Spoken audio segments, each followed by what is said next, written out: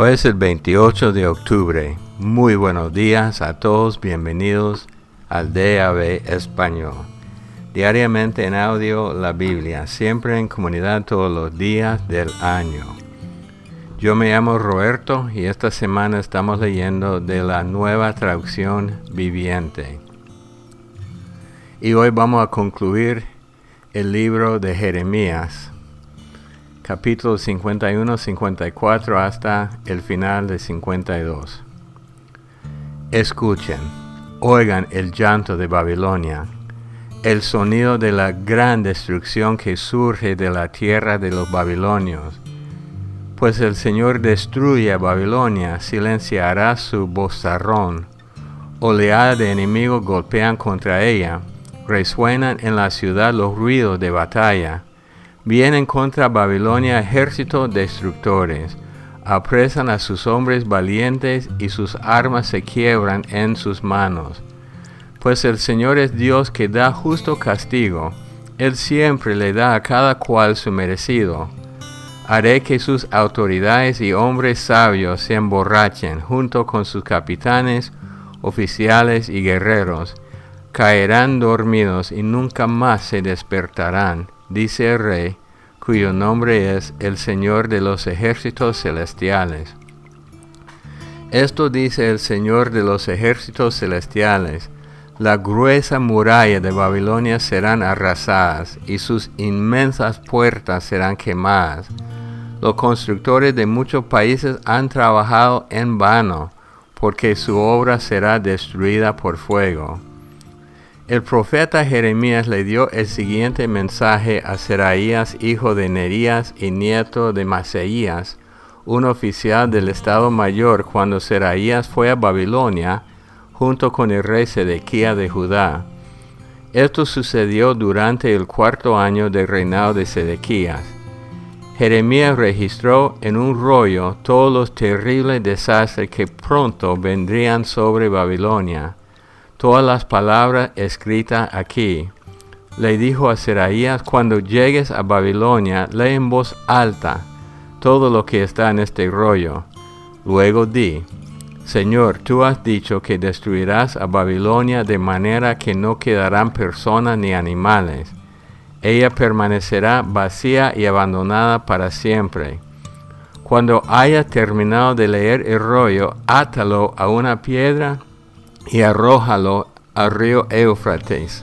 Luego di: de la misma manera Babilonia y su pueblo se hundirán para no levantarse jamás a causa de los desastres que traeré sobre ella. Aquí terminan los mensajes de Jeremías, capítulo 52. Sedequías tenía 21 años cuando subió al trono y reinó en Jerusalén 11 años. Su madre se llamaba Amutal y era hija de Jeremías de Libna. Sin embargo, Sedequías hizo lo malo a los ojos del Señor, igual que Joacim. Estas cosas sucedieron debido al enojo que el Señor tenía contra la gente de Jerusalén y de Judá, hasta que finalmente los expulsó de su presencia y los envió al destierro. Sedequías se rebeló contra el rey de Babilonia. Así que el 15 de enero, durante el 9º año del reinado de Sedequías, Nabucodonosor, rey de Babilonia, dirigió a todo su ejército contra Jerusalén. Rodearon la ciudad y construyeron rampas de asalto contra las murallas. Jerusalén estuvo sitiada hasta el año 11 del reinado de Sedequías. Hacia el 18 de julio del año 11 del reinado de Sedequías, el hambre en la ciudad ya era muy intensa, y se había agotado por completo lo último que quedaba de alimento. Entonces abrieron una brecha en la muralla de la ciudad y todos los soldados huyeron.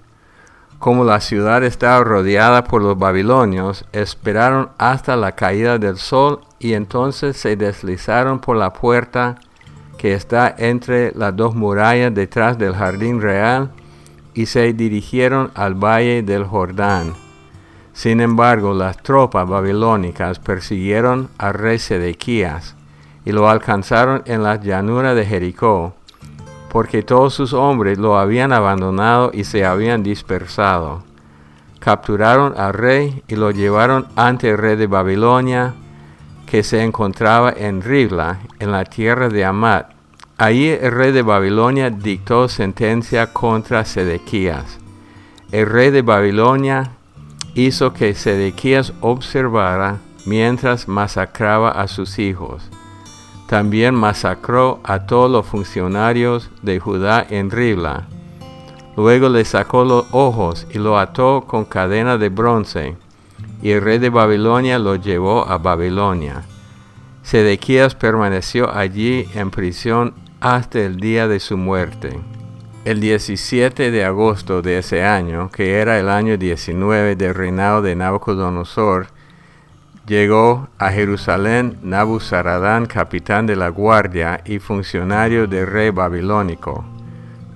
Quemó por completo el templo del Señor, el palacio real y toda la casa de Jerusalén. Destruyó todos los edificios importantes de la ciudad. Después supervisó a todo el ejército babilónico mientras derribaba por completo las murallas de Jerusalén. Entonces Nabuzaradán, capitán de la guardia, se llevó cautivos a algunos de los más pobres, al resto de las personas que quedaban en la ciudad y a los desertores que habían jurado lealtad al rey de Babilonia y al resto de los artesanos. Pero Nabuzaradán permitió que algunos de los más pobres se quedaran para cuidar los viñedos y los campos. Los babilonios hicieron pedazos las columnas de bronce que estaban al frente del templo del Señor, las carretas de bronce para llevar agua y el enorme tazón de bronce llamado el mar, y se llevaron todo el bronce a Babilonia. También se llevaron los recipientes para la ceniza, las palas, la despabiladera de las lámparas, los tazones, los platos y todos los demás objetos de bronce que se usaban para realizar los sacrificios en el templo. El capitán de la guardia también se llevó los cuencos pequeños, los recipientes para quemar incienso, los tazones, los calderos, los candelabros, los cucharones y las copas utilizadas para las ofrendas líquidas, y todos los demás objetos de oro puro o de plata. El peso del bronce de las 2 columnas, el mar con los 12 bueyes de bronce que estaban debajo y las carretas para llevar agua era tanto que no podía calcularse. Estos objetos se habían hecho para el templo del Señor en tiempo del rey Salomón. Cada columna tenía 8 metros con 30 centímetros de alto y 5 metros y medio de circunferencia. Eran huecas, con un grosor de 8 centímetros. El capitel de bronce en la parte superior de cada columna era de 2 metros con 30 centímetros de alto y estaba decorado alrededor con una red de granadas hecha de bronce. Había 96 granadas a los lados y un total de 100 granadas en la red alrededor de la parte superior. Nabuzaradán, capitán de la guardia, se llevó consigo como prisioneros al sumo sacerdote Seraías, al sacerdote de segundo rango Sofonías y a los 3 porteros principales. De la gente que seguía escondida en la ciudad, se llevó a un oficial que había estado al mando del ejército judío, a 7 de los consejeros personales del rey, al secretario principal del comandante del ejército que estaba a cargo del reclutamiento y a otros 60 ciudadanos. Nabuzaradán, capitán de la guardia, los llevó a todos ante el rey de Babilonia que se encontraba en Ribla. Allí en Ribla, en la tierra de Hamat, el rey de Babilonia mandó que los ejecutara a todos. Así que el pueblo de Judá fue expulsado de su tierra y llevado al destierro. El número de cautivos llevados a Babilonia en el 7º año del reinado de Nabucodonosor fue de 3,023. Más adelante, en el año 18 de Nabucodonosor, se llevó a 832 más. En el año 23 del reinado de Nabucodonosor, él envió a Nabuzaradán, capitán de la guardia, quien se llevó consigo a 745 más, un total de 4,600 cautivos. En el año 37 del exilio de Joaquín, rey de Judá, Evil-Merodach ascendió al trono de Babilonia. El nuevo rey fue bondadoso con Joaquín y lo sacó de la cárcel el 31 de marzo de ese año. Le habló con amabilidad y le dio una posición superior a la de los demás reyes exiliados en Babilonia. Le proporcionó a Joaquín ropa nueva para reemplazar la ropa de prisionero y le permitió comer en presencia del rey por el resto de su vida. Así que el rey de Babilonia le dio una ración diaria de comida mientras vivió. Esto continuó hasta el día de su muerte. Y así concluimos el libro de Jeremías. Tito 3. Recuérdales a los creyentes que se sometan al gobierno y a sus funcionarios. Tienen que ser obedientes, siempre dispuestos a hacer lo que es bueno. No deben calumniar a nadie y tienen que evitar pleitos. En cambio, deben ser amables y mostrar verdadera humildad en el trato con ellos. En otro tiempo nosotros también éramos necios y desobedientes. Fuimos engañados y nos convertimos en esclavos de toda clase de pasiones y placeres.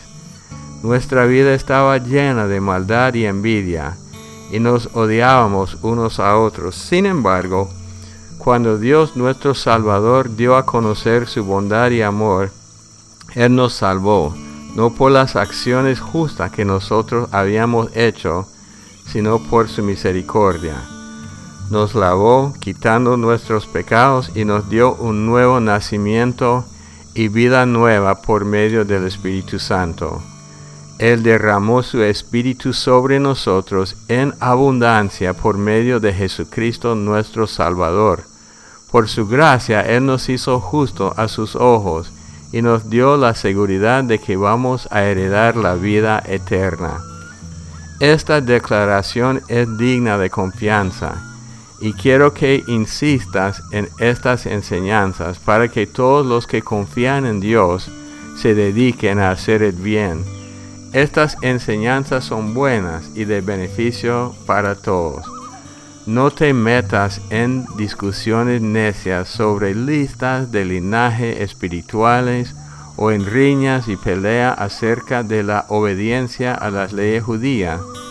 Todo esto es inútil y una pérdida de tiempo. Si entre ustedes hay individuos que causan divisiones, dales una primera y una segunda advertencia. Después de eso, no tengas nada más que ver con ellos, pues personas como esas se han apartado de la verdad y sus propios pecados las condenan. Tengo pensado enviarte a Artemas o a Tíquico. Tan pronto como uno de ellos llegue, haz todo lo posible para encontrarte conmigo en Nicópolis, porque he decidido pasar allí el invierno. Haz todo lo que puedas para ayudar al abogado Zenas y a Apolos en su viaje. Asegúrate de que se les dé todo lo que necesiten. Los nuestros tienen que aprender a hacer el bien al satisfacer las necesidades urgentes de otros. Entonces no serán personas improductivas. Todos aquí te envían saludos. Por favor, da mis saludos a los creyentes y a todos los que nos aman. Que la gracia de Dios sea con todos ustedes. Y ya concluimos la carta pastoral de Pablo a Tito. Mañana entramos en Filemón. Salmo 100. Aclamen con alegría al Señor, habitantes de toda la tierra. Adoren al Señor con gozo. Vengan ante Él cantando con alegría. Reconozcan que el Señor es Dios. Él nos hizo y le pertenecemos. Somos su pueblo, oveja de su prado. Entren por sus puertas con acción de gracia. Vayan a sus atrios con alabanza. Denle gracia y alaben su nombre. pues el Señor es bueno, su amor inagotable permanece para siempre, y su fidelidad continúa de generación en generación. Proverbios 26, versículos 18-19. Tanto daña un loco que dispara una arma mortal como el que miente a su amigo y luego le dice, solo estaba bromeando. Leyendo en el libro del profeta Jeremías, uno se da cuenta de que el tiempo de Dios no es el tiempo de nosotros. Porque al final del libro, el rey de Jerusalén, de Judá, va a cautividad en Babilonia. Sin embargo, antes había profecía contra Babilonia. Y Jeremías le dijo que se leyera esta profecía en Babilonia y después tirar el rollo en el río Éufrates. Pero estaba profetizando la caída de Babilonia aún en medio de la destrucción de Jerusalén por los babilonios. Entonces, cuando leemos la Biblia, aún en nuestras propias vidas, cuando tenemos una promesa de Dios, o creemos que Dios nos ha dado una visión para algo futuro, tenemos que entender que con paciencia, Dios es un Dios de paciencia y Él nos explica desde el principio al final, aún antes de que ocurra algo, para que sepamos que Él es Dios. Pero nosotros no siempre vamos a ver todo en nuestros días. Dios es un Dios de generaciones, comenzando con Abraham, dándole una gran promesa. Él no vio el cumplimiento de esa promesa. Y en Jeremías, una vez más, vemos que Dios está declarando la destrucción de Babilonia, pero Babilonia todavía en el momento estaba activo, aún en la destrucción o en el castigo de Dios sobre los judíos. Muchos de ustedes tienen rato de esperar a Dios, tienen rato de confiar en Dios por alguna cosa. Yo les insto hoy que no se desesperen, que tengan paciencia y tengan perseverancia hasta que se reciba la cosa, hasta que vea la respuesta, hasta que uno muera y va con el Señor. Padre Dios, te damos gracias. Gracias por el profeta Jeremías, por los pastores a los cuales Pablo siempre explica cómo debe ser la iglesia, cómo se debe portar un líder. Gracias por todo esto. Te damos toda la honra y la gloria y nos comprometemos a seguir las instrucciones, no estar discutiendo con otros, dejando cosas en tu mano, siendo fiel a ti todos los días, en el nombre de Cristo Jesús. Amén. Bueno, hermanos, una vez más recordándole que tenemos un canal de YouTube de DAB Español, un blog que contiene todo, dabespanol.blogspot.com, el correo electrónico de nosotros, dabespanol@gmail.com. Para mí, realmente, yo siempre lo digo, pero es un privilegio ser parte de este ministerio. Los amamos mucho, que Dios los bendiga y hasta el día de mañana. Muy buenos días, familia, bendiciones. Y en la mañana de hoy quiero resaltar allí lo que el apóstol Pablo le recomienda a Timoteo, ahí en el capítulo 4. Y hay muchas verdades y hay muchas riquezas en lo que Pablo está hablando a Timoteo. Capítulo 4, versículo 2 dice que predique la palabra de Dios, mantente preparado, sea o no el tiempo oportuno. Y me gusta esa primera parte porque el apóstol Pablo le está haciendo un llamado de atención a Timoteo, el mismo que nos hace a nosotros hoy. El predicar la palabra de Dios, en otras versiones dice a tiempo y fuera de tiempo, sin importar las circunstancias, sin importar los momentos que estemos viviendo, el llamado es a poder hablar la palabra de Dios. Y esa palabra de Dios me encanta porque en la parte final de este versículo dice, debe servir para corregirnos, debe servir para reprendernos, debe servir para animarnos con paciencia y buena enseñanza. A veces nosotros no estamos aceptando lo que la palabra de Dios nos habla, ¿verdad? Y me gusta porque el apóstol Pablo está aquí diciéndole a Timoteo cuál es el propósito al predicar la palabra de Dios. El propósito es que podamos ser corregidos, podamos ser reprendidos, podamos ser animados para que nuestra vida haya sentido en Dios. Luego en el versículo 3 dice, ¿sabes por qué tienes que predicar la palabra? Porque va a llegar un momento en la tierra donde aún los cristianos no van a querer escuchar la palabra de Dios y su sana doctrina.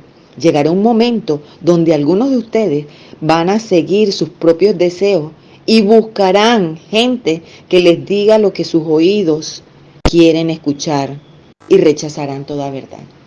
Y esto debe llevarnos a todos nosotros a poder autoevaluarnos y analizarnos y darnos cuenta cuánto de este versículo 3 está enraizado en nuestro corazón. Si en este tiempo nosotros estamos haciendo caso omiso a las advertencias, si en este tiempo estamos haciendo caso omiso a la corrección y a la reprensión de Dios por querer escuchar los deseos de nuestro corazón más lo que la palabra de Dios nos está diciendo. Y Pablo le dice a Timoteo, pero tú debes mantenerte firme. Y dice, con la mente en clara en toda situación. ¿Y sabes qué es lo que nos da claridad a nuestros pensamientos y a nuestra mente? Solamente la palabra de Dios. Solamente la palabra de Dios puede traer claridad en nuestra mente. Cuando nosotros quitamos la mirada de la palabra de Dios, empieza una decadencia para nuestra vida. Entonces el llamado de Dios es mantenernos fijos en la verdad de su palabra. Y me encanta lo que dice en el versículo 6 al 8. Dice, en cuanto a mí, mi vida ya fue derramada como una ofrenda a Dios. Se acerca el tiempo de mi muerte. He peleado la buena batalla. He terminado la carrera y he permanecido fiel.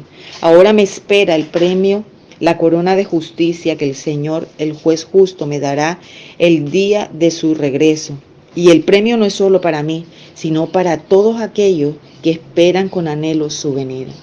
Y me pareció hermoso porque el apóstol Pablo en este versículo muestra con mucha claridad que su vida, aunque estaba aquí en la tierra, no estaba enraizada en la tierra. Pablo vivía la vida terrenal con la expectativa de lo celestial. Dice aquí que él sabía que Jesús regresaría pronto. Esa era la expectativa de su vida, el pronto regreso de Jesús. Y eso lo llevó a vivir una vida terrenal muy diferente a la del resto de la gente. Dice, he peleado la buena batalla, he terminado la carrera y he permanecido fiel. ¿Cuánto de esto hay en nuestra vida? Estaremos peleando la buena batalla de nuestra fe. Estaremos siendo fiel a Dios, a su palabra, a su verdad. Y dice que habrá un premio y que ese premio estará para todos aquellos que anhelen la pronta venida de Jesús. ¿Estaremos anhelando la pronta venida del Señor? Es la pregunta que debiéramos hacernos en esta mañana. Y en el versículo 10 dice, Demas me abandonó porque ama las cosas de esta vida y se fue a Tesalónica. Y esto me entristeció porque Pablo está hablando de un discípulo que tal vez siguió y sirvió al Señor, pero su amor por el mundo fue mayor, que lo llevó a abandonar no solamente a Pablo, sino la verdad de Dios y al mismo Señor. Es tiempo para evaluarnos y mirar qué tanto de esto hay en nuestro corazón. Porque recordemos que el interés de Dios es en este tiempo y en este año para nosotros trabajar nuestro corazón. Y creo que eso va en sintonía con lo que el Salmo 95 dice, en el versículo 5 dice, en el versículo 8 dice, y el Señor dice, no endurezcáis el corazón como lo hizo Israel en Meribá, y vivió las consecuencias de endurecer el corazón. Entonces yo creo que Dios nos está llevando y nos está llamando a que nosotros pongamos mucha atención en cómo estoy internamente, en cómo está mi corazón, porque tal vez mi corazón puede haberse endurecido a la verdad de la palabra de Dios. Tal vez mi corazón está tan duro que no permite que la palabra de Dios me corrija, me exhorte, me anime, me reprenda. Y terminamos haciendo lo que el apóstol Pablo decía allá, buscando quien nos hable lo que nuestro corazón quiere escuchar, buscando quien nos diga lo que nuestras emociones quieren sentir, y terminemos como Dimas, abandonando la verdad del Evangelio por el amor y el apego al mundo. Que Dios les bendiga en esta mañana.